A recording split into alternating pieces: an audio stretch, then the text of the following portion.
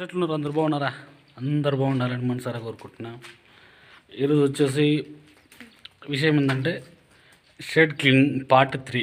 అంటే part 1 part 2 చూసే ఉంటారు.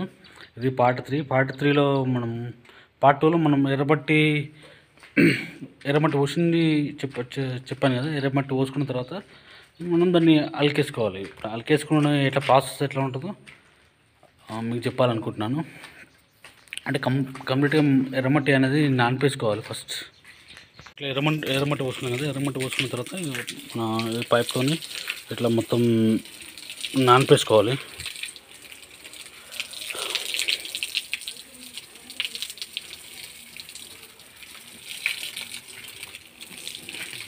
కంప్లీట్గా షెడ్ మొత్తం మట్టి పోసుకున్న తర్వాత ఇట్లా నానిపేసుకోవాలి. నానిపేసుకున్న తర్వాత అది మెత్తగా అయిన తర్వాత మళ్ళీ ఒకసారి వాటర్ పట్టుకుంటూ అలికేసుకుంటూ రావాలి. చీపులతో కానీ లేదంటే మన చేతులతో కానీ అలికేసుకోవాలి.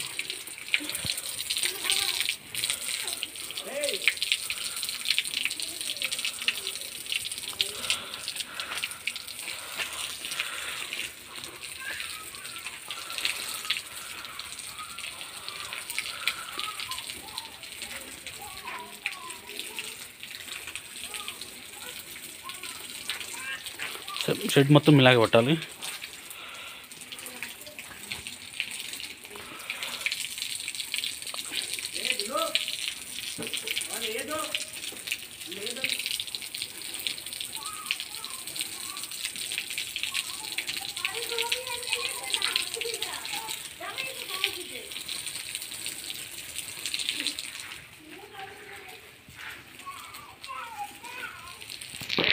కంప్లీట్గా మనం నానుకున్నాం కదా. నానుకున్న తర్వాత ఇది కొంచెం వాటర్ ఎక్కువనే ఉండాలి. వాటర్ ఎక్కువ ఉంటే మనకి క్లియర్గా వస్తుంది. మనకి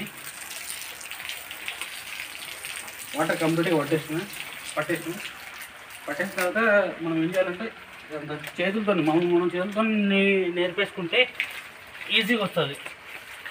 అంటే మనం ఎత్తులు ఉన్నా కానీ వంపులు ఉన్నా కానీ పొక్కలు ఉన్నా కానీ గుంతలు బాగుంటే దాన్ని ఈజీగా సెట్ చేసుకోవచ్చు.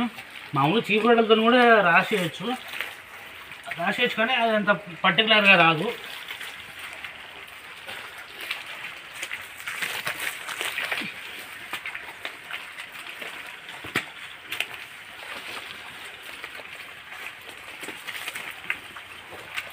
ప్రతి ఒక్కరు ఈజీగా నేర్చుకోవాలని ఉద్దేశపడి నేను చేసి చూపెడుతున్నాను.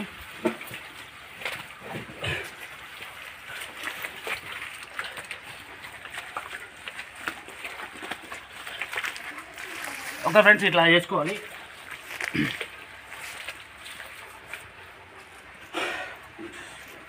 కంప్లీట్గా అలికేసుకున్న తర్వాత ఇట్లా అయింది. టోటల్ కంప్లీట్గా అలికేసేసినాం దీన్ని. ఇది టోటల్గా ఇట్లా మంచిగా క్లియర్ అయిపోయింది. ఒక 3 days అట్లా 3 days కాగానే మనం దీనిపైన సున్నం చల్లుకొని ఉనికి వచ్చేసుకోవాలి. నెక్స్ట్ వీడియోస్లో మీకు అవి అన్నీ క్లియర్గా చెప్తాను. మనం అలికేసుకున్న తర్వాత టోటల్గా ఇట్లా అయింది. మీకు వీడియోస్ నచ్చుతుందని ఆశిస్తున్నాను. Okay friends, bye.